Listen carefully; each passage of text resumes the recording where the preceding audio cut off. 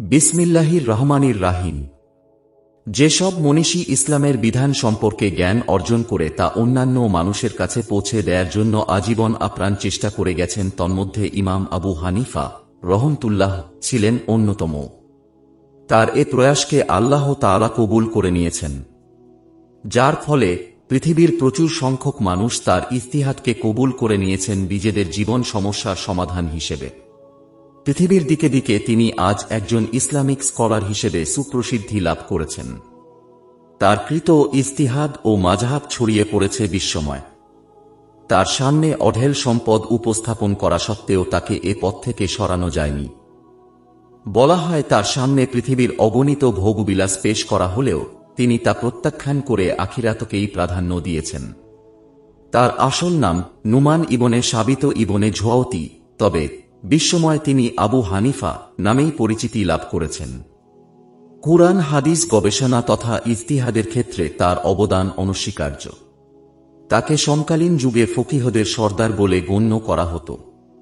এছাড়া তিনি ইরাকের কুফা নগরীর মুফতি হিসেবেও পরিচিত ছিলেন। বক্ষমান প্রবন্ধে তার জীবন নিয়ে বিস্তারিত আলোচনা করব ইনশাআল্লাহ।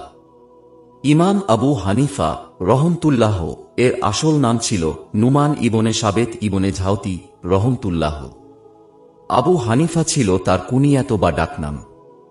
পরবর্তী যুগে তিনি ইমাম আবু হানিফা নামেই প্রসিদ্ধি লাভ করেছেন। বিশ্ববাসী তাকে আবু হানিফা নামেই বেশি চেনে।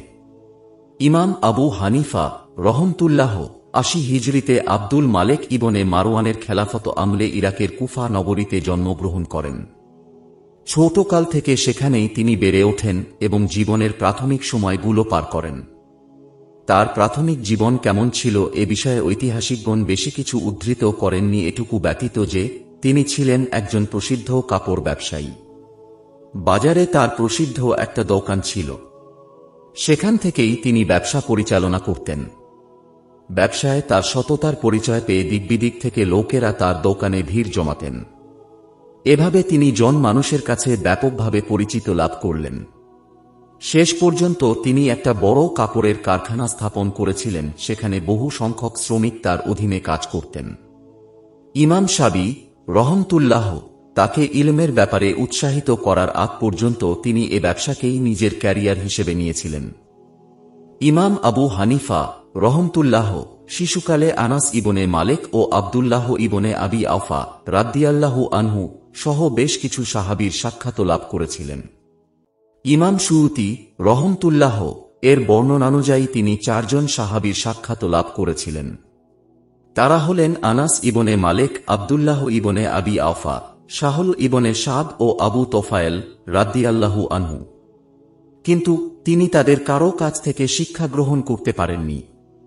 তাদের কাছ থেকে তার শিক্ষা গ্রহণ না করার কারণ সম্বন্ধে অনেক ওলামায়ে কেরামের মতো হল, তখন তিনি তাদের কাছ থেকে দ্বীনি জ্ঞান অর্জন করার মতো পরিণত বয়সে পৌঁছাননি। তখন তিনি শৈশবকাল অতিক্রম করছিলেন।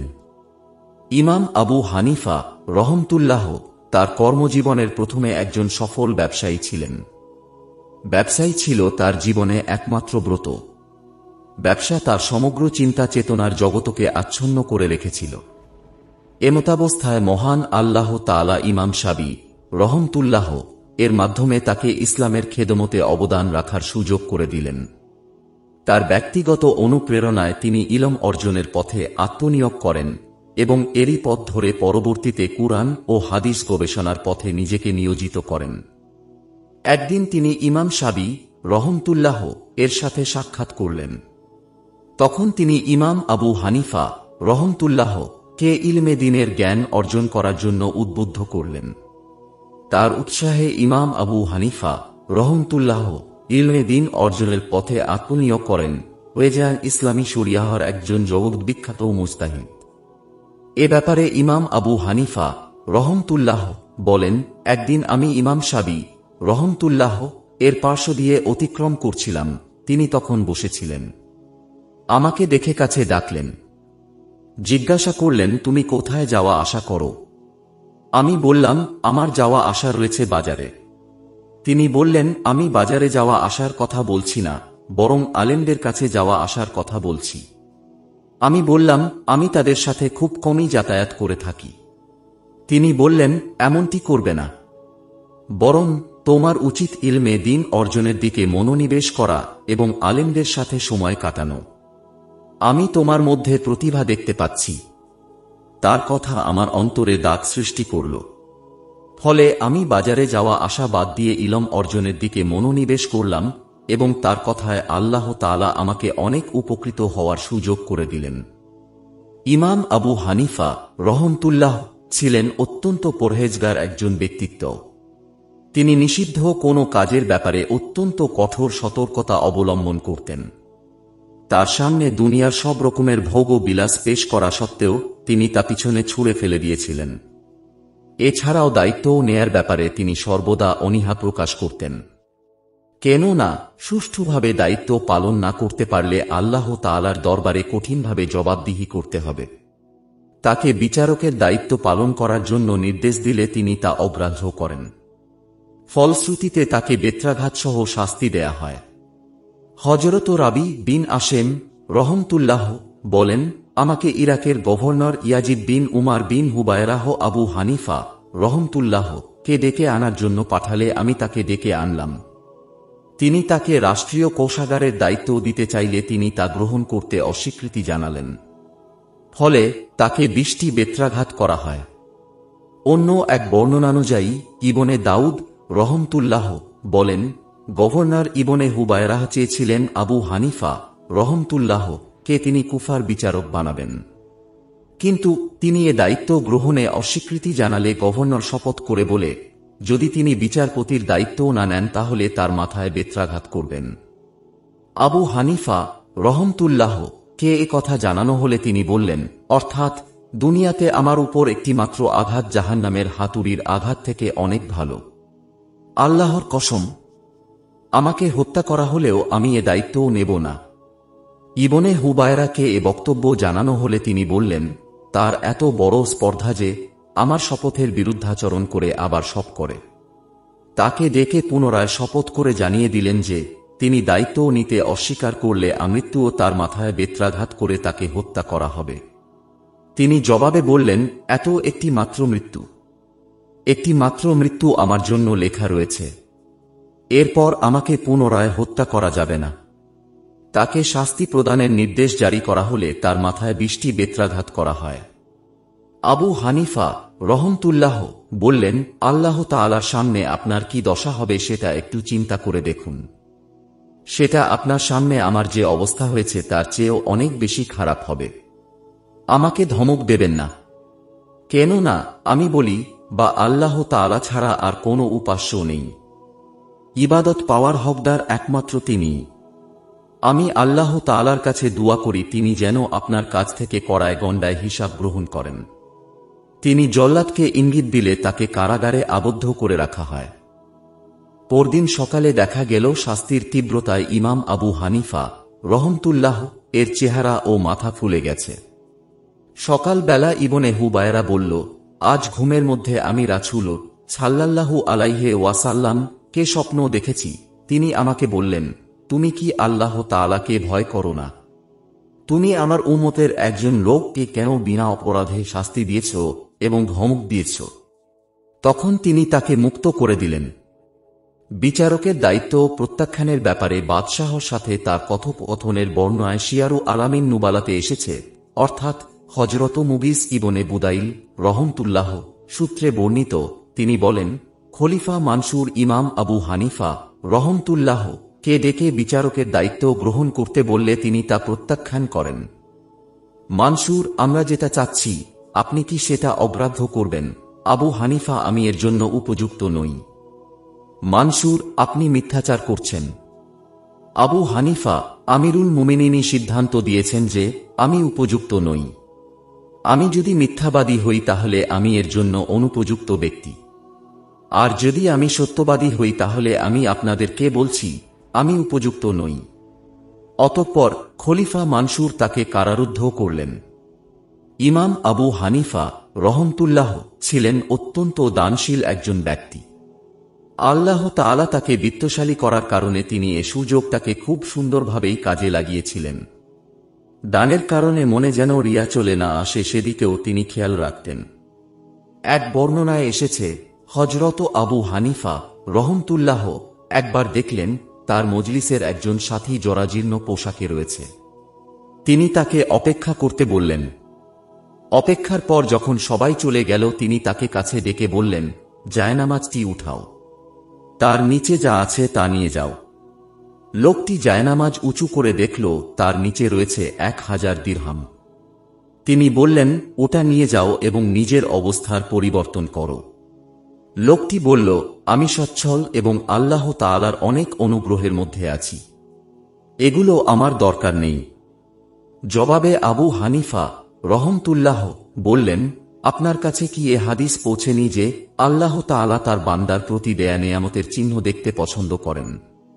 অতএব আপনার উচিত নিজের এ অবস্থার পরিবর্তন ঘটানো। আপনার বন্ধুরা যেন আপনার এ অবস্থায় বিরক্তির ভাব প্রকাশ করতে না পারে। যুক্তিবিদ্যাসহ অন্যান্য বিষয়ে অসাধারণ জ্ঞানে গুণান্বিত হওয়ার পাশাপাশি ইমাম আবু হানিফা রহমতুল্লাহ ইসলামী শরীয়তের বিধিবিধানের উপর গভীর জ্ঞান অর্জন করেছিলেন। ইমাম শাবি রহমতুল্লাহ এর অনুপ্রেরণায় আল্লাহ তাআলা কর্তৃক তাওফিক প্রাপ্ত হওয়ার পর তিনি ফিকহের জগতে পদার্পণ করেন। ইলমে দ্বীন শিক্ষার্জনের মানসে বিভিন্ন মুহাদ্দিস ও ফকিহদের সাথে যোগাযোগ করেন এবং তাদের কাছ থেকে শিক্ষা গ্রহণ করেছিলেন। ফিকহের উপর তার এত আগ্রহ সৃষ্টি হয়েছিল যে তিনি হাম্মাদ ইবনে আবি সুলাইমান রহমতুল্লাহ এর সান্নিধ্যে সুদীর্ঘ 18টি বছর ইলমে দ্বীন শিক্ষার্জনে কাটিয়ে দিয়েছিলেন। হাম্মাদ ছাড়াও তিনি মক্কার ফকিহ আতা ইবনে আবি রাবাহ ইবনে উমার রাদিয়াল্লাহু আনহু এর কৃতদাস নাফে, জায়েদ ইবনে আলী, জাফর সাদেক রহমতুল্লাহ এর কাছ থেকেও শিক্ষা গ্রহণ করেছেন। একদিন খলিফা মানসুর তাকে জিজ্ঞাসা করেছিলেন, আপনি কার কার কাছ থেকে ইলমে দ্বীন শিক্ষা গ্রহণ করেছেন? তিনি জবাবে বলেছিলেন, উমরের সঙ্গীদের মাধ্যমে উমরের কাছ থেকে, আলীর সঙ্গীদের মাধ্যমে আলীর কাছ থেকে, আব্দুল্লাহ ইবনে মাসুদের সঙ্গীদের মাধ্যমে আব্দুল্লাহ ইবনে মাসুদের কাছ থেকে। খলিফা জবাব শুনে বললেন, অর্থাৎ আপনি নিজের জন্য নির্ভরযোগ্য পন্থাকেই গ্রহণ করেছেন। ফিকহের জগতে ইমাম আবু হানিফা রহমতুল্লাহ এর অবদান অস্বীকার করার মতো নয়। ফিকহে ইমাম আবু হানিফা রহমতুল্লাহ এর অবদান ব্যাখ্যা করতে গিয়ে ইমাম শাফেঈ রহমতুল্লাহ বলেছেন, অর্থাৎ যে ফিকহ শিখতে চায় সে যেন ইমাম আবু হানিফা ও তার সঙ্গীদের কাছে যায়। কেননা ফিকহের ব্যাপারে সমস্ত মানুষ তার পরিবারের সদস্য। তার ছাত্রগণ বিভিন্ন শহরের বিচারক কিংবা অন্যান্য গুরুত্বপূর্ণ সেক্টরে দায়িত্ব পালন করার কারণে তার মাযহাব বিশ্বময় ছড়িয়ে পড়েছে। বর্তমানে পৃথিবীর কোটি কোটি মানুষ নিজেদের জীবন চলার পথে উদ্ভূত সমস্যার সমাধানে ইসলামের দিক নির্দেশনা হিসেবে তার মাযহাবকে মেনে চলেন। এমনকি উসমানী সাম্রাজ্যের অন্তর্গত এলাকাসমূহে আবু হানিফা রহমতুল্লাহ এর মাযহাবকে রাষ্ট্রীয়ভাবে রাষ্ট্রে প্রয়োগ করা হতো। ইমাম আবু হানিফা রহমতুল্লাহ 100 হিজরির পর হাদিস সংগ্রহে মনোনিবেশ করেছিলেন। তিনি অনেক সম্মানিত আলেমদের কাছ থেকেই হাদিস শুনেছেন এবং দূর দূরান্ত সফর করেছেন। এতদসত্ত্বেও তার বর্ণনাকৃত হাদিসের সংখ্যা কম হওয়ার কারণ হল তিনি সম্ভবত হাদিস রেওয়াতের বিষয়ে খুবই কঠোরতা অবলম্বন করতেন। তিনি এমন কারো জন্য হাদিস বর্ণনা করাকে পছন্দ করতেন না যিনি হাদিসটি মুখস্থ করেননি। তবে ইমাম সালেহী রহমতুল্লাহ এর পিছনে আরেকটি কারণ উল্লেখ করেছেন, আর তা হল ইমাম আবু হানিফা রহমতুল্লাহ বিভিন্ন দলিলাদি থেকে ইস্তিহাদ তথা মাসায়ালা উদ্ভাবনে ব্যস্ত থাকার কারণে উল্লেখযোগ্য পরিমাণ হাদিস বর্ণনা করতে পারেননি। যেমনটি হয়েছিল আবু বকর ও উমার রাদিয়াল্লাহু আনহু এর বেলায়। তারাও অন্যান্য কাজে ব্যস্ত থাকার কারণে বেশি হাদিস বর্ণনা করতে পারেননি। ইমাম আবু হানিফা রহমতুল্লাহ ইলমকে অনেক ভালোবাসতেন। দ্বীনী জ্ঞানার্জনের ব্যাপারে তার ছিল অনেক আগ্রহ। তিনি যখনই নিজের জন্য কোনো কিছু কেনাকাটা করতেন সাধ্যমতো আলেমদের জন্যও কেনাকাটা করতেন। কখনো নিজে নতুন কোনো কাপড় পরলে তাদের জন্য কাপড়ের ব্যবস্থা করতেন। কখনো ফল কিনতে চাইলে আগে আগে আলেমদের জন্য কিনতেন, তারপর নিজের পরিবারের জন্য কিনতেন। এটা ছিল আলেমদের সাথে তার ব্যবহার। মাঝে মাঝে তিনি আলেমদের কাছ থেকে বিভিন্ন পণ্য সংগ্রহ করে বাগদাদে প্রেরণ করে সেগুলো ক্রয় বিক্রয়ের ব্যবস্থা করতেন।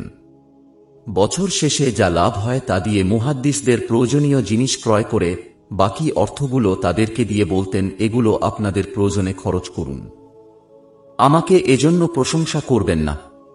আল্লাহর কসম, আমি এগুলো আমার অর্থ হতে আপনাদেরকে দেইনি, বরং এগুলো আল্লাহ তাআলার পক্ষ থেকে আপনাদের প্রতি অনুগ্রহ হিসেবে এসেছে। আর তিনি তার ছাত্রদেরকেও অনেক ভালোবাসতেন। তাদের মধ্যে যারা অভাবী ছিলেন তাদেরকে প্রতি মাসে তাদের নিজেদের ও তাদের পরিবারের জন্য খরচ দিতেন। কারো বিবাহ করার প্রয়োজন হলে তাদেরকে বিবাহ দেয়ার ব্যবস্থা করতেন।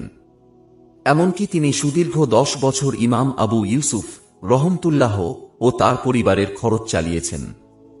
আল্লামা শারিক রহমতুল্লাহ বলেন, আবু হানিফা রহমতুল্লাহ তার ছাত্রদেরকে জ্ঞানার্জনের পথে প্রয়োজনীয় ধৈর্য অবলম্বনের পথ উন্মুক্ত করে দিতে, অভাবী থাকলে তাদেরকে নিজ উদ্যোগে অভাবমুক্ত করে দিতেন। তার ও তার পরিবারের খরচ চালানোর দায়িত্ব গ্রহণ করতেন, যেন তার ইলম অর্জনের পথ কণ্টকমুক্ত হয়। উসুলে হাদিসের উপর ইমাম আবু হানিফা রহমতুল্লাহ এর নিজের লেখা স্বতন্ত্র কোনো গ্রন্থ পাওয়া যায় না।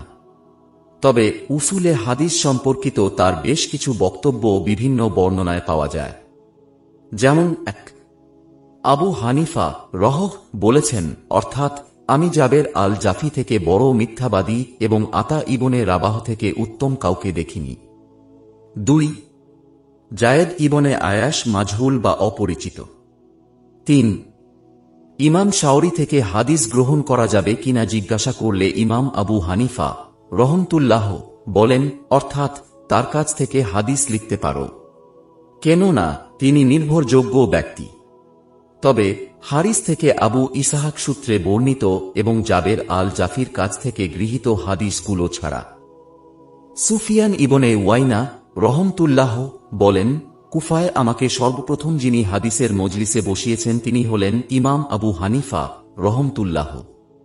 তিনি আমাকে মসজিদে বসিয়ে বলেছিলেন, মানুষকে এখানে বসিয়ে আমর ইবনে দিনারের হাদিসগুলো বর্ণনা করুন।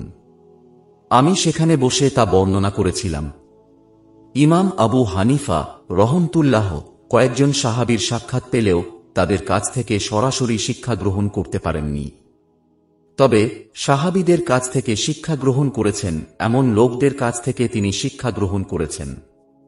তিনি সে সমস্ত সূত্র থেকে মাশায়ালা গ্রহণ করেছেন, সেগুলোর মধ্যে উল্লেখযোগ্য হল উমর রাদিয়াল্লাহু আনহু এর সঙ্গীদের মাধ্যমে উমর রাদিয়াল্লাহু আনহু এর কাছ থেকে, আলী রাদিয়াল্লাহু আনহু এর সঙ্গীদের মাধ্যমে আলী রাদিয়াল্লাহু আনহু এর কাছ থেকে এবং আব্দুল্লাহ ইবনে মাসুদ রাদিয়াল্লাহু আনহু এর সঙ্গীদের মাধ্যমে আব্দুল্লাহ ইবনে মাসুদ রাদিয়াল্লাহু আনহু এর কাছ থেকে।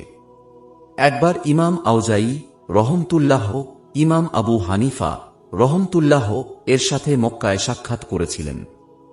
সেখানে ইমাম আউজাই রহমতুল্লাহ ইমাম আবু হানিফা রহমতুল্লাহ কে জিজ্ঞাসা করেছিলেন, আপনারা কেন তাকবীরে তাহরিমা ছাড়া রুকুতে যাওয়া ও রুকু থেকে উঠার সময় হাত উত্তোলন করেন না? তিনি জবাবে বললেন, কেননা তা রাসূল সাল্লাল্লাহু আলাইহি ওয়াসাল্লাম থেকে সহিহ রেওয়াতে প্রমাণিত নয়। আউজাই আশ্চর্য, সহিহ রেওয়াতে প্রমাণিত নয় মানে? অথচ ইমা জুহরি সালেম থেকে এবং তিনি তার পিতার সূত্রে বর্ণনা করেন যে, অর্থাৎ রাসূল সাল্লাল্লাহু আলাইহি ওয়াসাল্লাম যখন নামাজ শুরু করতেন তখন এবং রুকুতে যাওয়ার ও রুকু থেকে উঠার সময় 2 হাত উত্তোলন করতেন।